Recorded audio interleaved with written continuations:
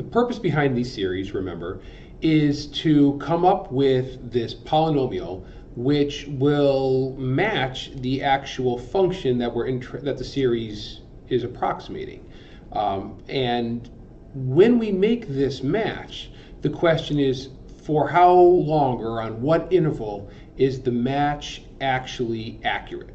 Okay, so if we think about what I've done here is got a quick picture, got just some kind of blue logarithmic function right here, f of x, okay, and some Taylor series which is going to match up, all right, and actually be equal to what our function is over a certain interval. Okay, now we know, I guess, that we should probably mark off the center of the series will be right there, okay, right in the middle of the matching part, if you will. All right, so when we create this series, because we're finding the Taylor series and all of its derivatives at whatever that center value of x happens to be, we know that at the very minimum, the series is going to match the function at the center of the series. Okay, that's one possibility, is that the series will converge onto the function only at the center, right?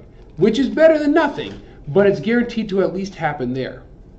It's also possible that our series could converge over a particular value of x. This is very common, especially with like geometric series, okay? Because we know the geometric series will converge if the common ratio, if the absolute value of the common ratio is less than 1. All right, so we have a certain interval in which the series will converge on with the function. All right, and in an ideal world, the series will always converge, no matter the x, to the function, and that does happen. It happens with e and sine and cosine functions as well, which we'll see moving forward. But the question is, well, how do we find this converging interval, or this converging part? Right? So here's the idea behind what's going on.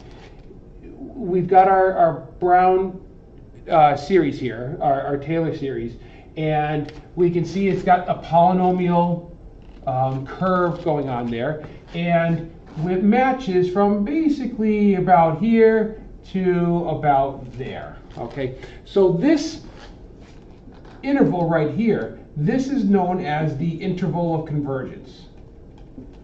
All right. That is the, in essence, this second possibility right here, where there's a certain interval. Okay, we're going to be tasked with finding what that exact interval happens to be if we had specific definitions for the function, and in our Taylor series as well.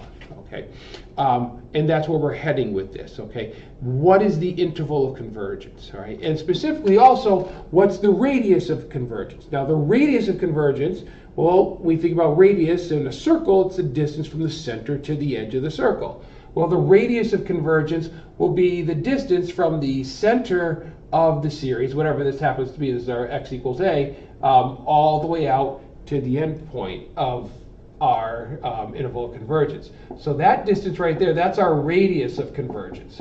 All right, so in some cases, you're going to be asked to find the radius of convergence.